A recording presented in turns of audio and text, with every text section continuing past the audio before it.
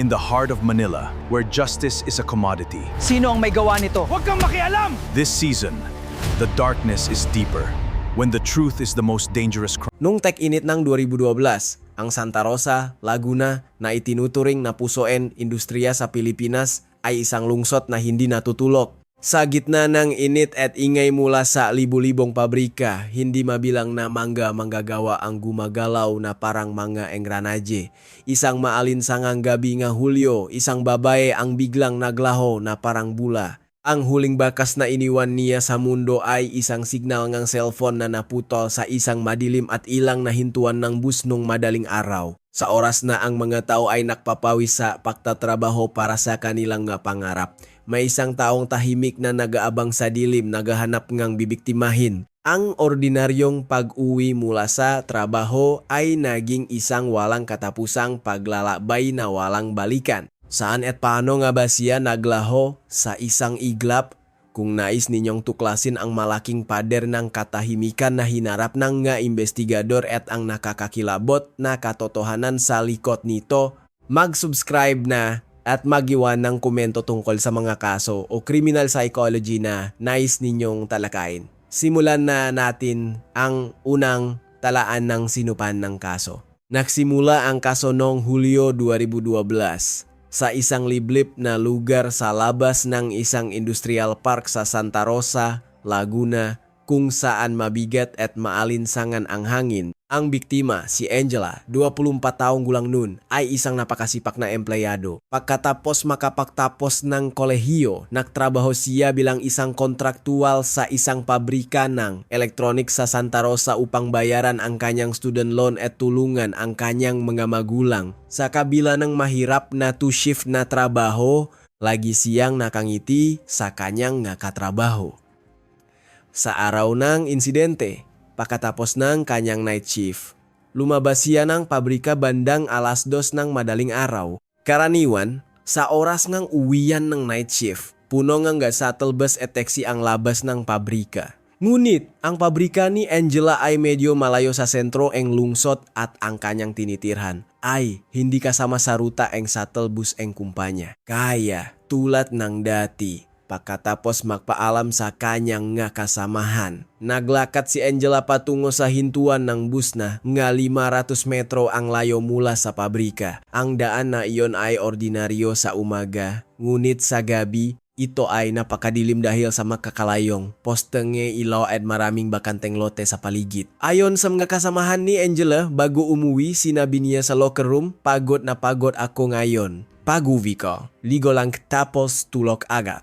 Iyon ang huling pagkakataon na nakita siya nganyang kasamahan. Habang naglalakad patungo sa hintuan, nagtext siya sa kanyang nobyo, "Pauwi na ako, nag-aantay ngang bus, malapit na ako." Ang oras ng pagpapadala ng mensahe ay 2:13 ng madaling araw. Ngunit pagkatapos nun, hindi na niya sinagot ang reply ng kanyang nobyo at wala ring balita na nakauwi na siya. Kinaumagahan, napansin ng kanyang pamilya na wala ang kanilang anak na laging naghahanda para pumasok sa trabaho sa parehong oras. Inakala nila noong una na natulog siya sa bahayang kaibigan o may biglaang lakat. Ngunit habang lumilipas ang oras at hindi pa rin siya makontak at ang kanyang cellphone ay laging naka-off, lumaki ang kanilang pag-alala. Lalo na't si Angela ay hindi kailanman nag-overnight nang walang paalam o lumiban sa trabaho. Nagbago ang kanilang kutob sa isang masamang pangitain. Pagkalipas ng 24 oras, nagpunta ang pamilya sa istasyon ng pulisya upang i-report ang kanyang pakawala. Ngunit noong 2012, ang pakawala ng isang adultong babae ay madalas na itinuturing na simpleng paglalayas o problema sa relasyon. Sinabi ngang pulis sa pamilya, matanda na siya, baka nagpapalami lang ang ulo, maghintay pa tayo ngang ilang araw. Ito ay hindi dahil sa kapabayaan, kundi dahil sa realidad na mahirap tukuyin agad ang isang krimen sa gitna na napakaraming kaso ng paglalayas. Ngunit hindi sumuko ang pamilya. Gumawa sila ng mga flyer at sinuyot ang paligid ng pabrika at hintuan ng bus kung saan huling nakita si Angela. Dahil ba sa kanilang pagsisikap o dahil sa kutob ng investigador? Ang hepe ng Criminal Investigation and Detection Group, CIDG, ng Santa Rosa Police Station ay nagpasya na tingnan ang bank records at communication records ni Angela.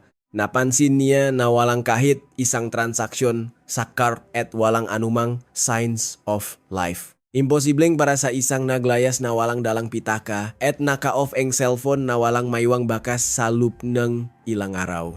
Agad na binago ni pulisya ang direksyon ni investigasyon mula sa simpleng paglalayas patungo sa isang posibleng marahas na krimen. Nagpunta ang mga investigador sa lugar upang buwing muli ang huling mga sandali ni Angela.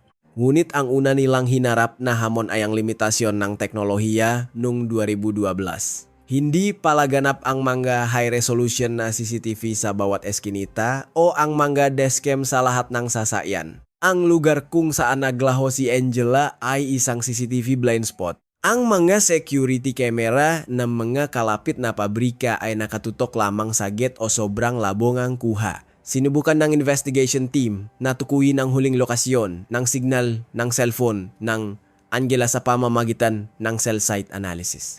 Lumabas sa resulta na ang signal niya ay hindi naputol sa hintuan ng bus kundi huling na-detect sa isang kalsada malapit sa Pampangang. Laguna de Bay, nga 4 na kilometro ang layo mula sa hintuan bago ito tuluyang mamatay. Ito ay malinaw na senyales ng pagdukot o sa pilitang paklipat. Hindi napunta doon si Angela ng kusa. Siya ay dinala doon ng isang tao o sasakyan. Sa ikatlong araw ngang paghahanap, isang mahalaga ngunit malagim na ebidensya ang natuklasan. Isang mangingisda sa ibabang bahagi ng Laguna de Bay ang nakakita ng isang pares ng pambabaeng sapatos at isang bag sa gitna ng mga talahib. Nang dumating ang mga pulis at tiningnan ang laman ng bag, nakita nila ang ID ni Angela, isang pouch at ang kanyang cellphone na tinanggalan ng baterya. Ang katotohanan, hindi kinuha ang pera at mahahalagang gamit ay nagpapahiwatig na hindi ito isang simpleng pagnanakaw. Hindi pera ang pakay ng salarin. Kung gayon, ang posibleng motibo ay pahiganti, isang baluktot na pagnanasa o isang random na thrill crime. Naging seryoso ang mga investigador.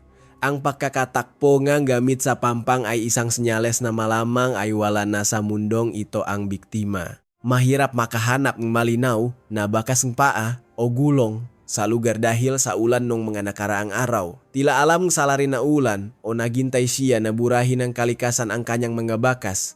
Ngunit hindi sumuko ang mga investigador.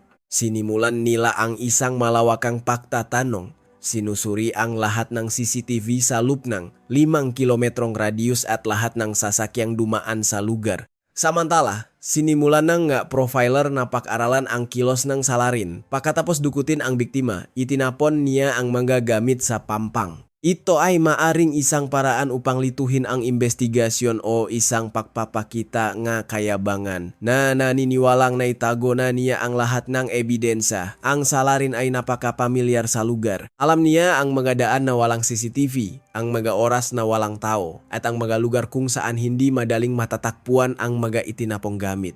Lumaganap ang tensyon sa investigation headquarters. Ito ay hindi isang simpleng pagkawala kundi isang maingat na plinanong pagdukot. Pilit na pinyanod ng mga investigador ang malabong black and white na CCTV footage ng paulit-ulit. At sa libu-libong frames, natakpuan nila ang isang malabong anino na gumagala malapit sa hintuan ng bus sa dilim. Hindi ito tao. Ito ay isang luma at silver na sedan. Ang sasakyan ay dahan-dahang umikot malapit sa hintuan sa oras ng pagkawala ni Angela. Huminto sandali at pagkatapos na 3 minuto. Mabilis na umalis patungo sa direksyon ng Laguna de Bay. Dahil sa sobrang labong ang kuha, hindi makilala ang plaka. Ngunit may isang kakaibang bagay na napansin ng investigador. Ang kaliwang brake light ng sasakyan ay may kaunting basag kaya't may tumatagas na ilaw. Ang basak na pulang ilaw na iyon sa gitna ng dilim ang tanging pirma na iniwan ng salarin at ang tanging sinulit ng pag-asa para sa investigation team. Ngayon, handa na ang CIDG ng Santa Rosa na haluhugin ang buong lungsod upang mahanap ang misteryosong sasakyan. Sino ang may-ari ng sasakyang ito at nasaan na si Angela? Ang bag na natakpuan sa pampang ay simula pa lamang. Ang katotohanang harapin ng investigation team ay mas malamig at mas madilim pa sa kanilang inaakala. ang nagamit ni Angela na natakpuan sa pampang na. Laguna Debay ay nagbigay ng dalawang implikasyon sa investigation team. Una, ang katiyakan na nasa malapit lamang siya. At pangalawa, ang kawalan ng pag-asa na siya ay buhay pa. Tahimik na dumadaloy ang tubig, ngunit nararamdaman nga investigador na ang katotohanan ay nakatago sa ilalim ng madilim na tubig o sa gitna ng makapal na talahiban. Agad na ipinakalat ng Santa Rosa Police Station ang lahat ng kanilang tauhan.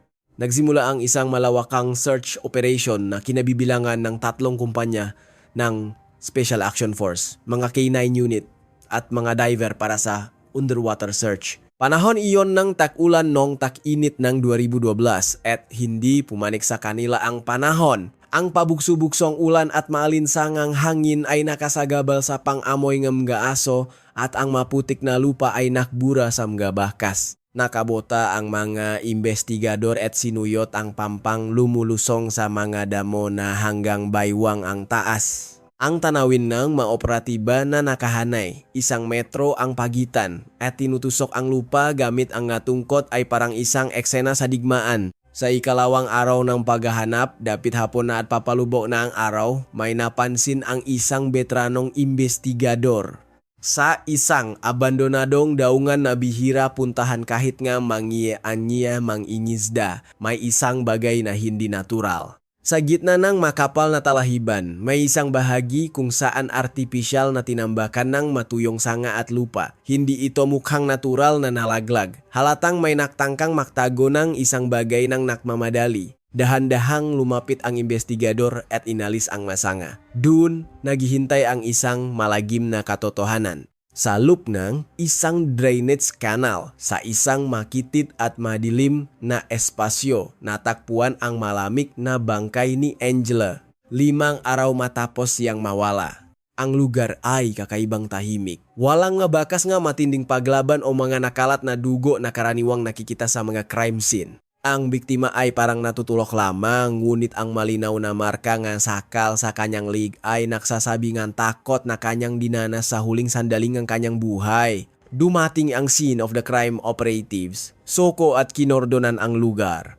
Walang tigil ang flash nga mga kamera na itinatala ang bawat detaling eksena. Napansin nga mga investigador ang kalagayan ng bangkay. Nakasuot pa si Angela, ngunit gusot ang kanyang damit at wala siyang sapatos. Ang isang sapatos ay natakpuan na ilang araw na ang nakalipas. Ang pinakanakakagulat ay ang amoy na nakmumula sa bangkay. Bukod sa amoy na agnas, mayroong matapang na amoy ng kemikal, parang bleach. Ang bangkay ni Angela ay dinala sa National Bureau of Investigation, NBI, para sa autopsy kinabukasan.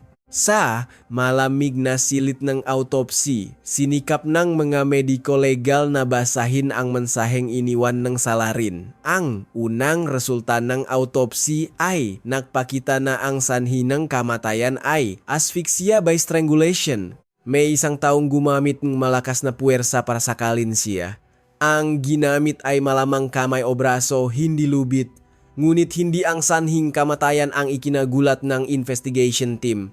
Sinabi nga mediko-legal na may malungkot na ekspresyon, ang salarin ay napaka-metikuloso at malupit. May nakitang gabakas ngang panlinis na may chlorine sa buong katawan. Nilinis nega salarin ang ilalim, nega kuko, buhok at bawat katla, nega balat, nega biktima. Anong ibig sabihin nito? Kung ito ay isang hindi sinasadyang krimen, ang salarin ay magmamadaling tumakas. Ngunit ang salarin sa kasong ito ay nanatili sa tabingang bangkay pagkatapos itong mamatay. Ginamit niya ang oras para linisin ng kemikal ang bawat bahagi kung saan maaring maiwan ang kanyang DNA. Ipinapahiwatig nito na mayroon siyang sariling espasyo, tulad ng kanyang sasakyan o isang pribadong lugar kung saan niya ito nagawa ng walang nakakakita. Ipinapakita rin nito ang isang malakas na psychopathic tendency. Dahil nakatuon lamang siya sa pagtatago nga ebidensya kaysa makaramdam ngang guilt o takot. Sa katunayan, walang nakitang DNA ngang salarin sa ilalim ngang kuko ngang biktima. Ito ay isang halos perpektong paglilinis. Tila bumalik sa simula ang investigasyon. Natakpuan na ang bangkay, ngunit nawala ang direktang pisikal na ebidensya na magtuturo sa salarin. Ngunit walang perpektong krimen, nagtagumpay men ang salarin sa paglilinis ng bangkay, hindi niya kontrolado ang geographical na katangian ng lugar kung saan niya ito itinapon. Pinaktunan ng mga profiler ang lokasyon ng drainage canal. Hindi ito makikita mula sa pangunahing kalsada at kailangan pang bumaba sa isang makitid na daan para marating. Isa itong hindi sementadong daan na hindi makikita sa mga navigation app. Ang salarin ay napaka-pamilyar sa lugar na ito. Isang daan na hindi alam ngang marami maliban sa mga mangingisda o lokal na residente. At dahil binuhat niya ang bangkay, malamang ay idinikit niya ang kanyang sasakyan hanggat maari sa kanal. Sinimulan ng tim na ay tres pabalik ang ruta nga salarin. Mula sa hintuan ng bus kung saan dinukot si Angela hanggang sa lugar kung saan natakpuan ang bangkay ay mga 20 minuto ang biyahe. Tinatayang dinukot ng salarin si Angela bandang 2. 15 ng madaling araw, pinatay siya sa isang liblib na lugar. Nilinis ang bangkay at itinapon ito. Lahat ng ito ay nangyari sa loob lamang ng 2 oras. Sa pagitan ng alas 2 at alas 4 ng madaling araw. Bumalik ang mga investigador sa silid ng CCTV analysis.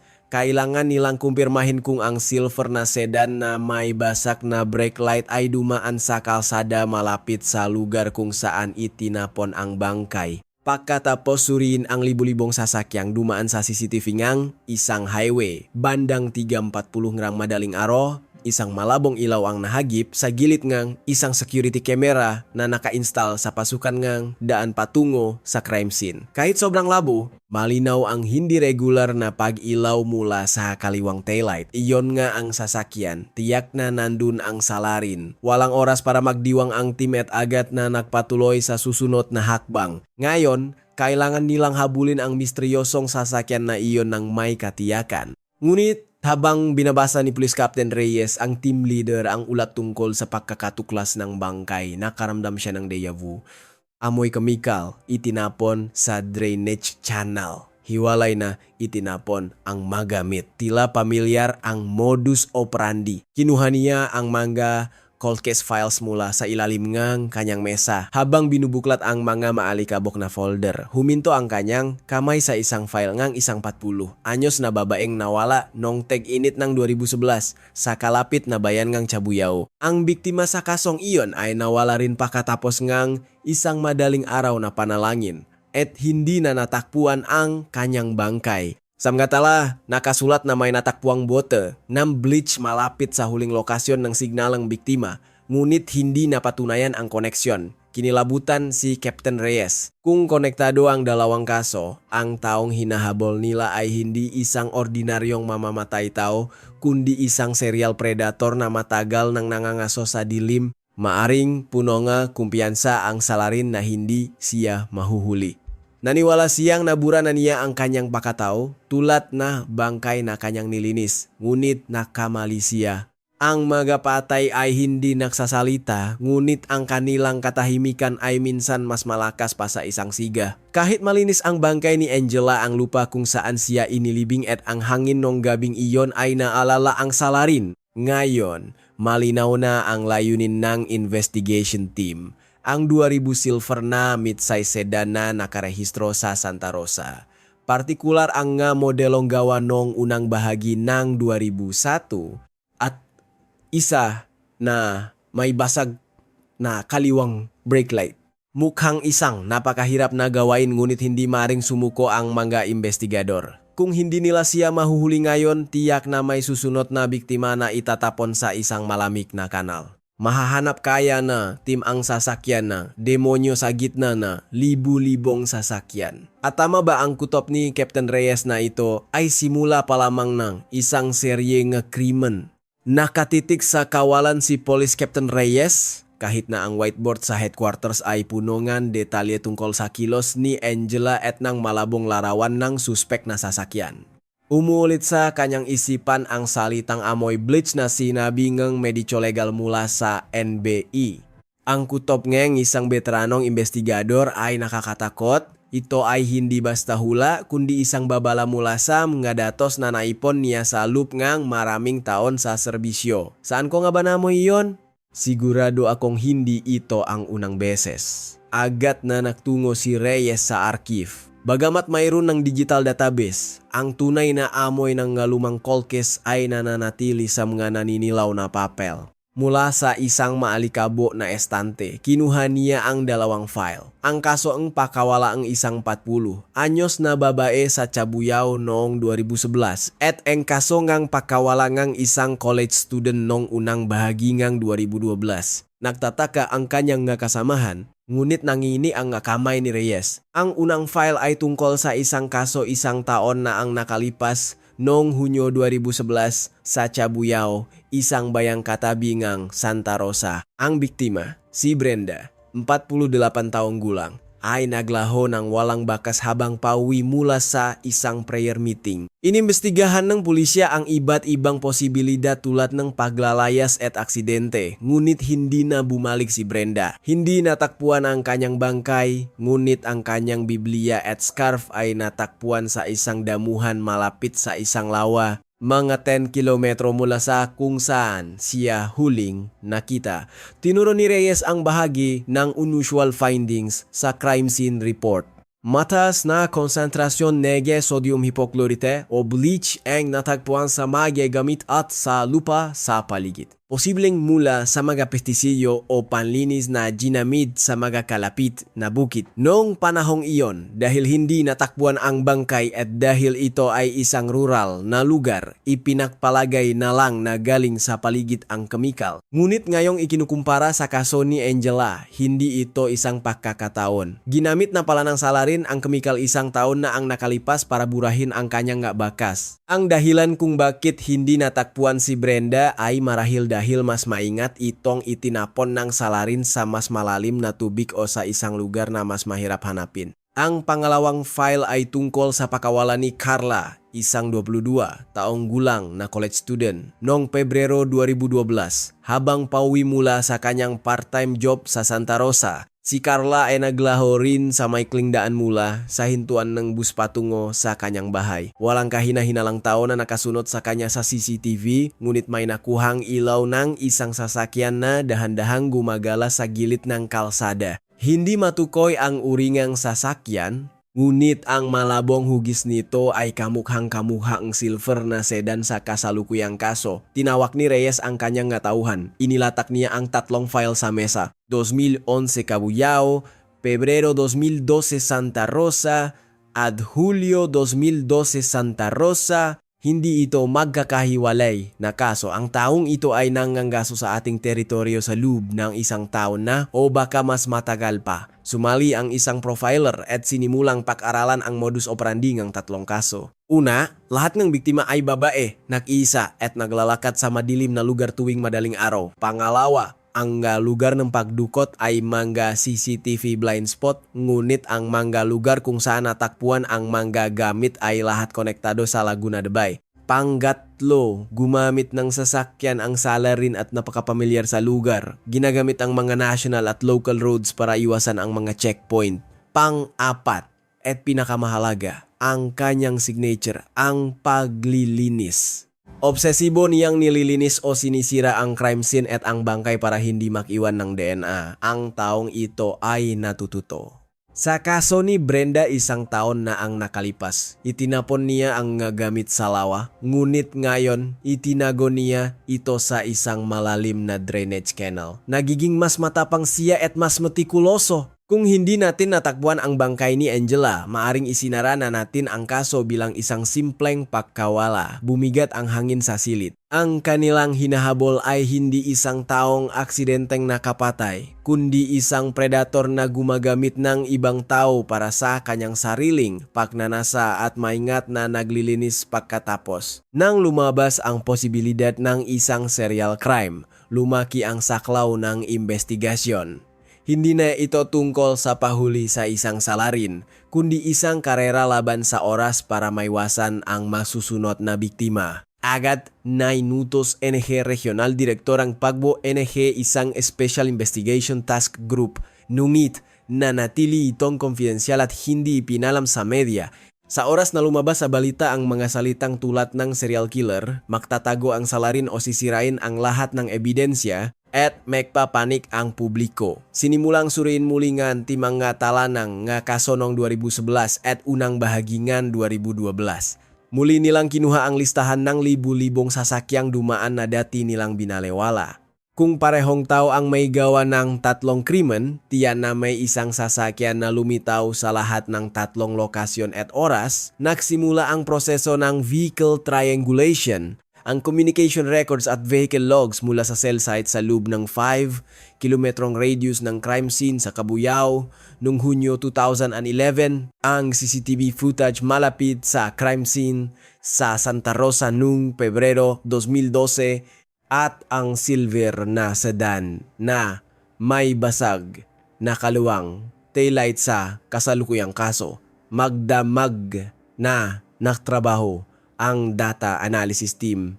Ito ay isang nakakapagod na proseso ang paghahambing ng daan-daang libong datos. At bandang alas 4 ngang madaling araw, isang analis na namumula ang mga mata ang humampas sa mesa. Sir, nahanap ko na. May isang numerong naktutukma sa mga numerong nahagip sa cell sites o malabong nakunan ng mga security camera malapit sa mga crime scene. May isang plate number na lumitaw sa lahat ng tatlo. Isang 2002 silver na Hyundai Sonata na may plakang nag-umpisa sa X. Ang may-ari ng sasakyan ay isang 30 anyos na lalaki na nakatira sa isang apartment malapit sa industrial complex ng Santa Rosa C.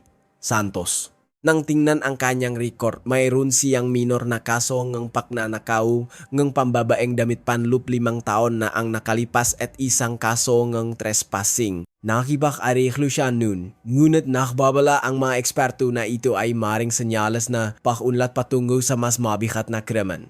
Ang tirahan ni Santos ay 15 minuto lang mula sa crime scene. Ang trabaho niya ay delivery rider at kung minsan ay construction worker. Kaya normal lang na gumagala siya sa gabi gamit ang motor o kotse. Tila nagtutukma na ang lahat na piraso na puzzle. Malayang pakilos, malalim na kaalaman sa lugar at isang baluktot na obsesyon sa mga babay at ang silver na sedan. Ngunit hindi maaring basta-basta na lang siyang arestuhin. Lahat ay circumstantial evidence pa lang. Walang nakuhang DNA niya mula sa bangkay ni Angela at malabo ang plaka sa CCTV para patunayan sa korte na iyon nga ang kanyang sasakyan. Kung dadalhin siya para sa interogasyon at pakakawalan dahil sa kakulangan nga ebidensya, maglalaho siya ng tuluyan at ang katotohanan sa likod ng mga cold case ay mananatiling misteryo. Kailangan natin ng matibay na ebidensya, sabi ni Reyes. Isang bagay na tuluyang maksasara sa lahat ng kanyang ngalusot. Nakpasya ang pulisya na isailalim si Santos sa 24 oras na surveillance. Kailangan nilang mahuli siya sa akto ng pagtatapon ng ebidensya o magagamit na ginamit sa krimen. Naktiyaka ang maka-investigador sa loop na isang fan kumakain na instant noodles habang binabantayan ang bentana na apartment ni Santos. Paksapet na kabi, lumabas si Santos.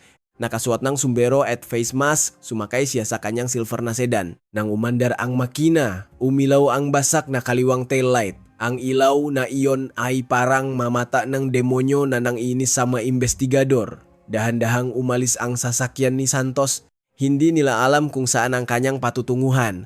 Kung naghahanap ba siyang panibagong biktima o binabalikan ang mga lugar ng kanyang krimen. Tahimik na sumunod ang sasakyan ng mga investigador, patay ang mga ilaw. Nagsimula na ang isang nakakapanabik na habulan sa pagitan ng predator na naktatago sa mga ilawong siyudad at ng mga mangasong sumusunod sa kanya. Si Santos na nga ba ang aninong kanilang hinahanap? At makakakuha kaya sila nga matibay na ebidensya ng hindi niya namamalayan? Ang susunod na yugto ay isang masalimuot na psychological warfare at habulan para mahuli siya. Noong 2012, ang Pilipinas ay nasa isang transisyonal na yugto sa larangan ng investigasyon. Hindi palaganap ang mga high definition na CCTV na bumabantay sa bawat sulok ng siyudad o ang mga video na automatikong naisave sa cloud. Ngunit mayroon ng bagong sandata na nagsisimulang maging popular sa mga investigador ang mga dashcam sa sasakyan.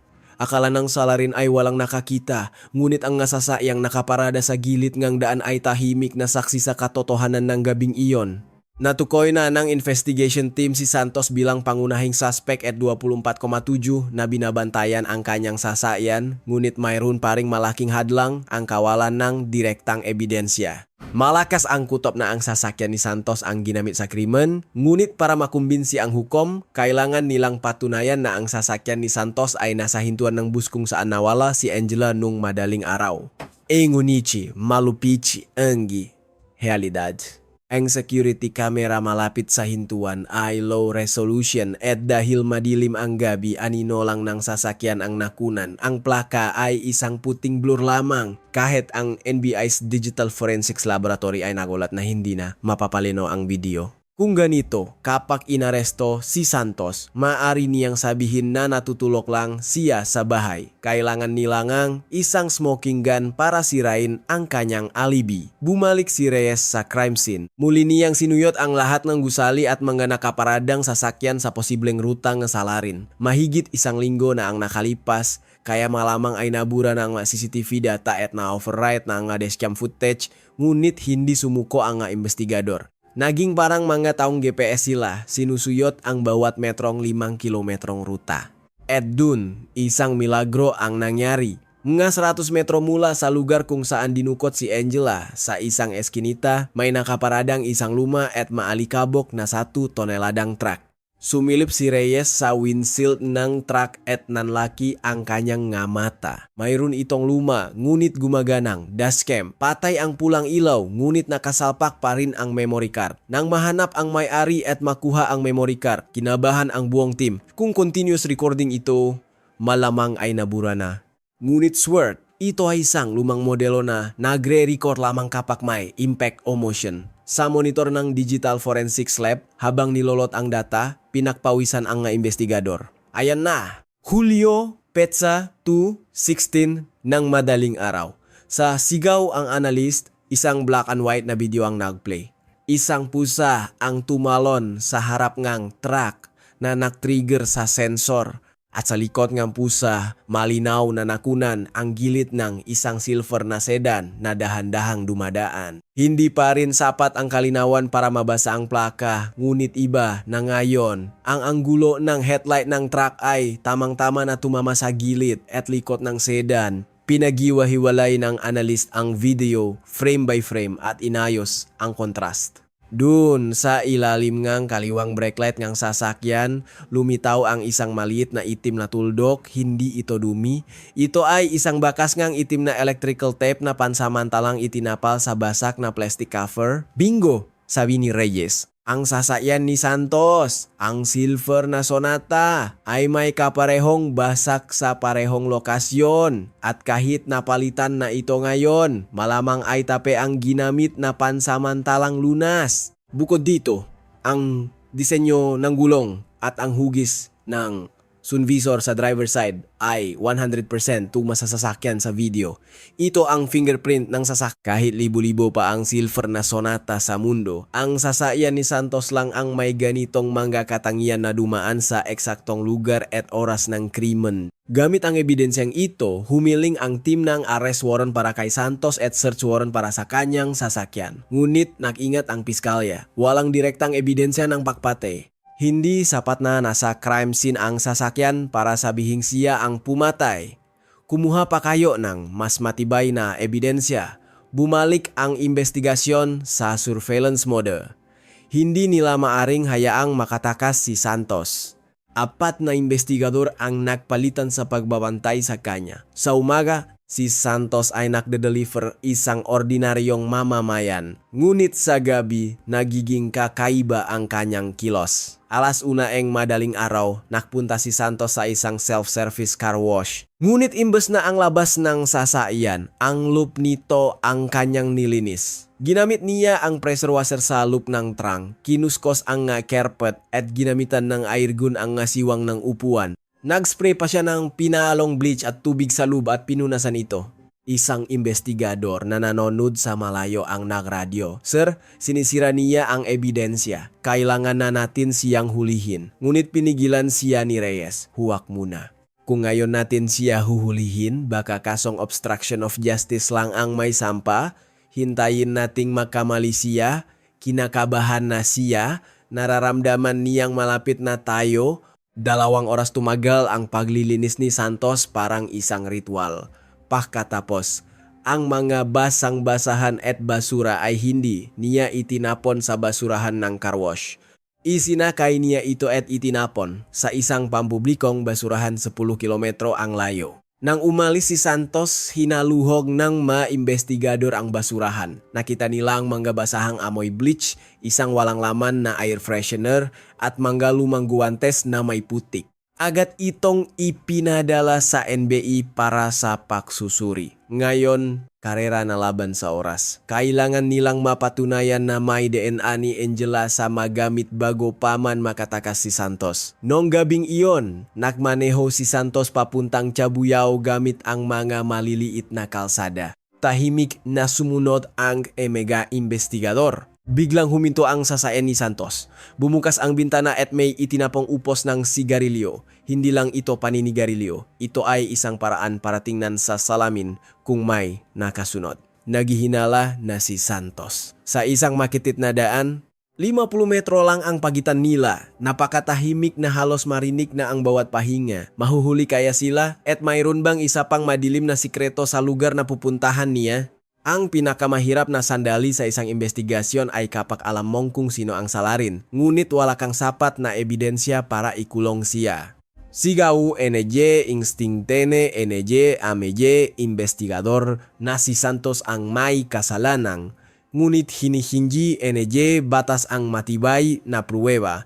Ang 48 oras na interogasyon kay Santos, ang kanyang nakakakilabot na poker face. Mabubuksan kaya ng mga investigador ang kanyang maskara. Isang umaga na Hulyo 2012, nakpasya ang investigation team na sumugal. Napaktanto nilang hindi nila kayang sabayan ang bilis ni Santos sa pagtagongang ebidensya. Gamit ang circumstantial evidence ng basak na brake light mula sa dashcam, nakpasya silang arestuhin si Santos. Ang kaso, pangunahing suspek sa pakawalan ni Angela, ang oras, 48 oras. Sa lupkang panahong ito, kailangan nilang makakuha ngang matibay na ebidensya tulad ngang DNA o isang pag-amin para makahingi ngang commitment order. Kung hindi, kailangan nilang palayan siya. Nang pasukin ng mga investigador ang apartment ni Santos, kagigising lang niya. Habang binabasa ang kanyang mga karapatan at pinoposasan, nanatili siyang kalmado. Dahil batu sa hit and run, pwede namang pek-usapan yan, di ba? Ito ang kanyang unang mga salita, isang kalkuladong depensa para ilayo ang sarili sa kasong pagpatay at para alamin kung gaano karami ang alam ng pulisya. Sa interrogation room, sa ilalim ng malamig na ilaw, umupo si Santos. Sa harap niya si Captain Reyes, matalim ang tingin. Ipinakita ni Reyes ang mga larawan mula sa CCTV at ang sasakyan ni Santos. Santos, nung madaling araw ngampe sa dumaan ang kotse Morito. At pagkatapos ng 1 oras, nakita itong papalabas mula sa direksyon ng Laguna de Bay kung saan itinapon ang biktima. Anong ginagawa mo doon? Tiningnan ni Santos ang mga larawan at ngumisi. Sir, alam niyo ba kung gaano karaming silver na Sonata sa Pilipinas? Hindi nga makita ang plakadayan at buo ang brake light ko. Pinagawa ko na kahapon. Pinagawa mo nga bago kami dumating. Pero paano mo ipapaliwanag na pareho ang disenyo nga? Gulong at sun visor ngang sasakyan sa video at ng kotse mo. Nakataon lang siguro. Nasa bahay lang ako natulog ng gabing yon. Mag-isa lang ako kaya walang testigo. Pero I check niyo ang location ng cellphone ko. Nasa bahay lang buong gabi. Mukhang perpekto ang alibi ni Santos. Ayon sa communication records, ang cellphone niya ay hindi umalis sa cell site ng kanyang bahay mula 10 gabi hanggang 10 ngam umaga kinabukasan. Sadyang iniwan niya ang kanyang cellphone. Isang tipikal na kilos ng isang taong may masusing plano. Sa labas ng interrogation room, kinakalkal nga taga-NBI ang sasakyan ni Santos. Tinanggal ang mga carpet, upuan, at medjing ang rubber seal sa pinto. Ngunit, unti-unting lumungkot ang kanilang mga mukha. Amoy bleach at lemon air freshener lang ang nangingibabaw. Walang makitang dugo o buhok. Ginamit nila ang luminol spray sa buong trunk at backseat.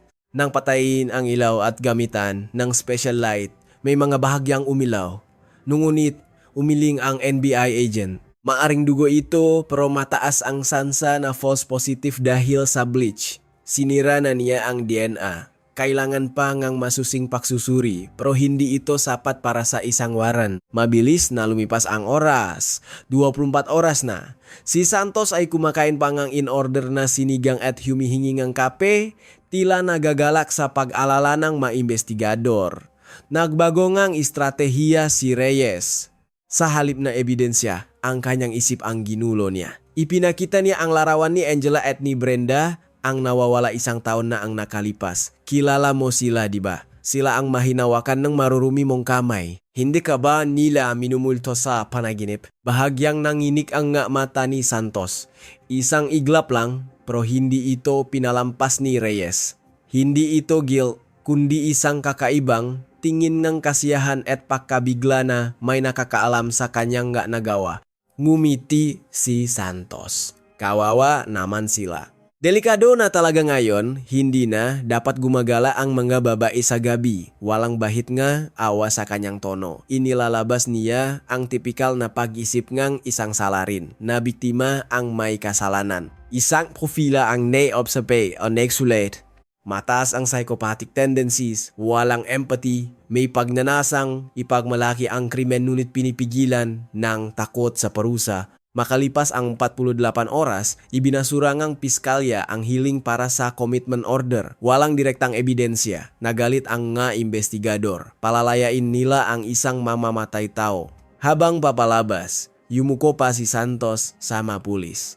Salamat sa oras niyo. Sa susunod, magdala kayo ng matibay na ebidensya. Habang pinapanood si Santos na papalayo, halos magdugo ang labi ni Reyes sa pakagat. Ngunit hindi pa ito ang katapusan.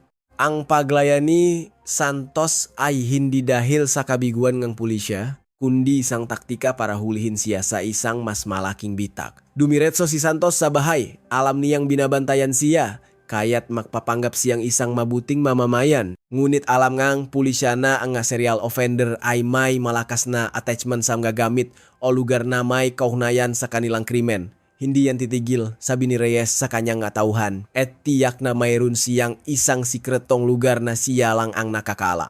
Maring malinis na ang kotse, pero hindi niya nabura ang lugar na iyon. Sinimulang halungkatin muli ng team ang nakaraan ni Santos. Ang kanyang matala sa eskwelahan, ang kanyang hometown. Natuklasan nilang may isang lupain ang kanyang ama sa Cabuyao. Isang abandonadong bukid na may isang lumang greenhouse.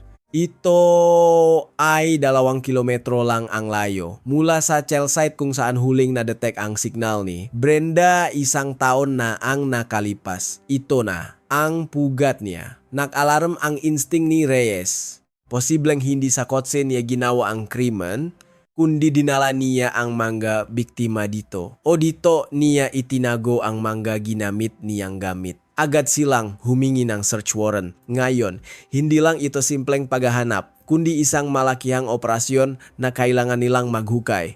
Isang araw matapos palayain si Santos, gabi, 12-12 ng investigador at Soko ang pumasok sa abandonadong greenhouse sa Cabuyao. Isang 9 unit ang nagsimulang umamoy at sa isang sulok ng greenhouse kung saan iba ang kulay ng lupa, huminto ang aso at nagsimulang tumahol.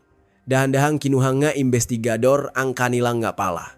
Habang nahuhukay, isang matigas na bagay na nakabalot sa plastik ang lumitaw. Hindi ito bangkay. Ngunit ito ay mga tropeo na nagsasabi ng isang mas nakakakilabot na katotohanan. Sa loob ng isang plastic box nakita ang ID, lipstick at hair clip ng nawawalang biktima. Akala ni Santos ay perpekto na ang kanyang krimen, ngunit ang mga maliliit na souvenir na ito ang magiging kadena sa kanyang paa. Hawak na nga investigador ang tiket papunta sa impyerno para kay Santos. Arestuhin na ang maikli at malakas na utos ni Reyes sa radyo. Handa nang siray nang ngapulis ang pinto ng bahay ni Santos. Makakangiti pa kaya si Santos ngayon. Ang katotohanang nahukay mula sa lupa at ang huling sandalingang salarin ay isisiwalat sa susunod na yugto. Hindi umabot na 24 oras ang kalayaan ni Santos. Habang nagpapahinga siya sa kanyang bahay, ang kahon ni Pandora na nahukay sa Cabuyao ay naging pinakamalakas na sandata laban sa kanya. Ang magamit na mga biktima ay parang isang punyal na nakatutok sa kanyang puso. Ang kailangan na lang ay tusok ito para lumabas ang katotohanan mula sa kanyang bibig. Alas 3 ngang madaling araw, muling sinira ang pinto ngang apartment ni Santos. Natigilan siya. Wala na ang kanyang kampanteng mukha. Ipinakita ni Reyes ang isang transparent evidence bag. Sa loob, isang pulang pouch na may putik at isang lumang rosaryo. Santos, naalala mo to mula sa greenhouse sa Cabuyao. Iyong maingat mong itinago. Namutla si Santos. Napalunok siya at umatras. Ngunit napalibutan na siya ngang mga pulis. Ang pangalawang pag-aresto. Walang nang malumanay na proseso. Ang tunok na posas ay umalingaw-ngaw sa silid. Sa interrogation room, nakalata sa mesa ang nga gamit nga mga biktima, ang pouch ni Angela, ang rosaryo at Biblia ni Brenda at ang student ID ni Carla. Ipaliwanak mo. Bakit nasa lupang tatay mo sa greenhouse na ikaw ang nag-alaga ang magamit ngang mga nawawalang babae? Nanahimik si Santos. Kinakalkula ang kanyang susunod na galaw. May fingerprints ko ba diyan? Matagal nang nasa lupa, kaya wala ng DNA. Kung sasabihin kong napulot ko lang, pagnanakaw lang ang kaso. Hindi pa naman nila nakikita ang mga bangkay ni na Brenda at Carla. At walang DNA ko sa bangkay ni Angela. Pagkaraan ng mahabang katahimikan, nagsalita si Santos. Hindi ko alam yan. Naging tapunan ng basura ang bukit na yan simula nang mamatay si tatay. Baka may naktago lang diyan nga ninakaw nila. May ebidensya ba kayo na ako ang naglibing niyan? Napakakapal kanyang mukha. Ngunit handa na ang maimbestigador. Sige, sabihin na nating may naktago niyan.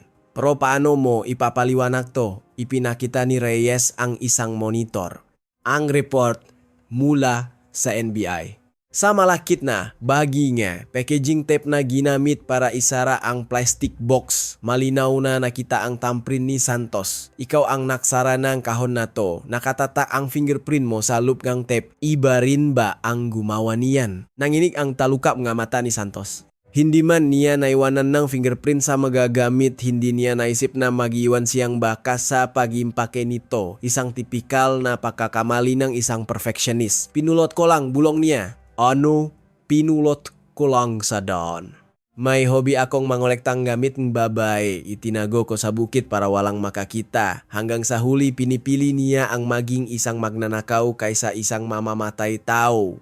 Alam niyang mas mababa ang sentensya. Umasa siyang walang direktang ebidensya, walang armas, walang dugo na mag-ugnay sa kanya sa pagpatay kay Angela. Nahirapan ang team. Kung ganito, baka kasong pagnanakaw o pagtagungang bangkay lang ang may sampa. Pakalabas niya ng kulungan, babalik siya sa kanyang silver na kotse at mag-abang muli sa gabi. Kailangan nilang smoking gun para patunayang siyang pumatay. Samantala, sa parking lot ng police station, literal na binaklas ng NBI at Soko ang sasakyan ni Santos. Nilinis man niya ito ngang bleach, umaasa silang may natira pa. Ang likido ay dumadaloy at sumisipsip. Sabi ngang isang veteranong Soko agent, tiyak na may isang maliit na siwang na hindi niya naabot. Pinaktuunan niya ngang pansin ang itim na rubber seal sa paligid ng trunk. Bihira itong tanggalin.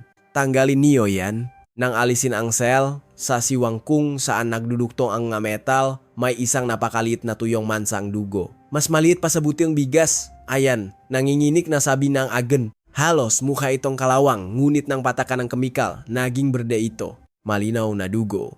Dugo na tumulo mula sa biktima habang nasa trunk at naipon sa siwang na hindi naabot ngang bleach. Agad na ipinadala ito para sa DNA analysis. Sa interrogation room, 6 na oras na ang nakalipas. Tumunog ang cellphone ni Reyes. Ngumiti siya sa unang pagkakataon. Lumapit siya kay Santos at ipinakita ang screen. Santos, gaano ka man katalino, nagiwan ng bakas ang mga pate. Ano yan? Ang trang ng kotse mo. Sa ilalim ng rubber seal, may nakitang dugo. Kahit konti, sapat na para sa DNA test. Katatawag lang ng NBI. Kaninong gidugo kaya yung nayanigi ang gimundo ni Santos. 99.999% tugma sa DNA ni Angela. Ngayon, ipaliwanag mo bakit ang dugo ng may-ari ng pouch na pinulot mo lang ay nasa loob ng trunk ng kotse mo. Hindi na nakapagsalita si Santos. Gumuho na ang kanyang maskara. Ang kanyang depensa bilang isang magnanakaw ay nawasak na. Ang dugong biktima sa loob nganyang trang ay malinaw na ebidensyang pagdukot, pagkulong at pagpatay. Alam niyang wala na siyang lusot, pahinggi niya sigarilyo. Ito ang kanyang unang mga salita matapos ang mahabang katahimikan. Isa itong pagsuko. Habang nauubos ang sigarilyo, dahan-dahan siyang nagsalita. Ang kanyang magay kukwento ay mas malagim pa sa inakalain ni mga investigador. Ngayon, kailangan nilang alamin ang katotohanan hindi lang sa kaso ni Angela, kundi pati na rin sa iba pang mabiktima na nasa loob ng kahon. Mabigat ang hangin sa interrogation room. Habang hinihitit ni Santos ang sigarilyo, ikinuwento niya ang pangyayari na parang hindi siya ang gumawa. Maingay sila. Ayoko ngang tingin nilang mapangmata. Gusto ko lang silang patahimikin. Ito ay isang typical na random crime. Unit sa ilalim nito ay mayroong malalim na inferiority complex at pagnyanasang magkaroon ng kontrol. Ayon sa profiler, matapos makipaghiwalay sa asawa at mawalan ng trabaho, lumaki ang galit ni Santos sa mga babae. Pakiramdam niya ay invisible siya sa lipunan at sa pamamagitan ng pakdukot at pakkontrol sa buhay ng mga babae, naramdaman niyang siya ay isang Diyos. Si Angela masyadong lumaban kaya na disgrasya. Yung iba, tinulungan ko lang silang maging payapa. Maging payapa, nagtimpi si Reyes. Sina Brenda at Carla, nasaan na sila? Humingi si Santos ng papel at ballpen at gumuhit ng mapa. Itinuro niya ang isang lugar sa Hilid NG Bukid sa Cabuyao at sa isang trail sa kalapit na bundok. Nandun sila. Masyadong malalim ang hukay kaya hindi niyo nakita. Alas 4 ng madaling araw, dinala ang team si Santos pabalik sa Cabuyao. Hindi na ito simpleng paghahanap, kundi isang pahuhukay para sa mga bangkay. Dinala ang heavy equipment, madilim at malamig ang lugar. Itinuro ni Santos ang ilalim ng isang lumang puno ng mangga. Diyan, dahan-dahang nahukay ang isang backhoe. Pagkatapos, mataw na ang gumamit ng pala, mas malalim kaysa sa karaniwang libingan. Sinadyang ang salarin para hindi ito lumitaw o mahukay ng mga hayop. Maya-maya, isang asul na tarpaulin ang lumitaw. Ayan na. Dahan-dahan nilang inalis ang lupa. Isang katawan na maingat na binalot sa tarpaulin at tinalian. Parang isang kargamento na alisin ang takip, ang bangkay ni Brenda, ang babaeng nawala isang taon na ang nakalipas, nakahubad at maikli ang buho. At tulad ni Angela, may mahinang amoy ng bleach. Bago ilibing, nilinis niya ang bangkay, binalot at itinago sa kanyang koleksyon. Sa bundok, natakpuan din si Carla sa parehong kalagayan. Ang kanyang nga damit at gamit ay nasa kahon sa greenhouse, ngunit ang kanyang katawan ay itinapon ng ganito. Ito ay hindi lang pagtatago ebidensya, kundi isang pagpapakita ang pag-ari. Nais niyang kontrolin ang kanilang pagkatao magpakailanman. Umiyak ang mga pamilya. Buhayin mo ang anak ko, demonyo ka, sigaw ng isang ina, ngunit walang reaksyon si Santos. Tapos na, gusto ko ng magpahinga, sabi pa niya. Doon naintindihan ng mga investigador kung gaano kasama ang isang tao. Dinala ang nga bangkay sa NBI. Ang sanhingang kamatayan ng lahat ay pareho. Sakal. Ang modus, dukutin ang isang babae sa gabi, patayin, linisin at itapon. Napansin ng mga medico legal na kahit walang formal na kaalaman sa anatomy, alam ng salarin ang tungkol sa rigor mortis at decomposition. Alam niyang ang pagbabalot sa plastic at paglilibing ng malalim ay magpapabagal sa pagkabulok. May mga bakas din na gumamit siya nga brush para linisin ang ilalim naga, maga, kuko, naga, lahat naga, biktima. Ibig sabihin, hindi ito ang kanyang unang beses at posibleng may iba pang biktima. Sinurinang pulisya ang nakaraang 10 taon ni Santos. Walang ibang nawawala na konektado sa kanya, ngunit maraming insidente ng stalking. Nag-ensayo siya bago niya ginawa ang kanyang unang pakpatay noong 2011. Bakit mo nilinis? Bakit mo hinubaran at kinuha ang manggagamit? Tanong ni Reyes. Ayoko nga madumi, ayoko nga amoy sa kotse ko. Yung manggagamit, tropeo lang. Minsan, binabalikan ko para maalala ang mga nangyari. Para sa kanya, ang mga biktima ay hindi tao, kundi mga bagay. Nakuha ng team ang lahat ng gamit na ginamit ni Santos. Kumpleto na ang puzzle. Kung hindi dahil sa tiyaga nga investigador at sa tulong ng siyensya, mananatiling misteryo ang pakawalang ng tatlong babae. Habang pabalik sa kulungan, bumulong si Santos kung hindi lang nasira yung brake light. Hanggang sa huli, hindi niya pinagsisihan ang kanyang ginawa, kundi ang kanyang pagkakamali. Ang salitang iyon ay tumatak sa isipan nga investigador. Ang demonyo ay hindi nagsisisi. Nagagalit lang siya dahil nahuli. Ang natitira na lang ay ang hatol ng batas. Taglagas ng 2012, sa harap ng Regional Trial Court sa Biñan, nagdipon ang mga media at mamamayan. Araw ng pagkatol kay Santos, ang serial killer ng Santa Rosa at Cabuyao. Sa unahan, nakaupo ang mapamilya, mabiktima, nakasuot na itim. Ang kanilang mga mata ay tuyo na sa luha, ngunit nag-aalap sa galit. Pumasok si Santos sa courtroom, nakasuot ng orange na damit ng bilanggo. Ang kanyang kayabangan ay hindi nawala. Tiningnan pa niya ang mga tao, isang ina ang sumigaw at hinimatay. Humingi ng parusang kamatayan ang tagausig. Ginamit ng akusado ang babae para sa kanyang sariling pagnanasa. Maingat niyang plinano ang lahat, walang bahit ng pagsisisi. Ang paghiwalay sa kanya sa lipunan magpakailanman ang tanging paraan para maiwasan ang mga susunod na biktima. Walang reaksyon si Santos. Sinabi ng kanyang abogado na dahil sa mahirap na pagkabata at paghihiwalay sa asawa, wala siya sa tamang pag-iisip. Ngunit ibinasura itong korte. Binasa ang hukom ang hatol. Maingat na plinano ng akusado ang krimen. Ang nga biktima ay dumanas ng matinding takot at sakit. Ang kanilang nga pamilya ay magdudusa habang buhay. Ngunit ang akusado ay hindi humihingi ng tawad. Ang nasasakdal na si Santos ay hinahatulan ng reclusion perpetua o habang buhay na pagkabilanggo at sasailalim sa 20 taong electronic surveillance pagkatapos. Nung panahong iyon, bagamat may parusang kamatayan, hindi ito ipinapatupad. Ang reclusion perpetua ang katumbas ng habambuhay na pagkakakulong. Umiyak at nagalit ang mga tao sa courtroom. Bakit hindi bitay? Bubuhayin pa natin yan sa buwis natin.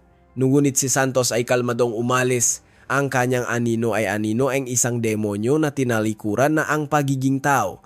Tapos na ang kaso, nahuli ang salarin. Ngunit hindi gumaan ang loop ni Captain Reyes at ng kanyang team. Sir, paano kung hindi natin nakita yung basak na brake light?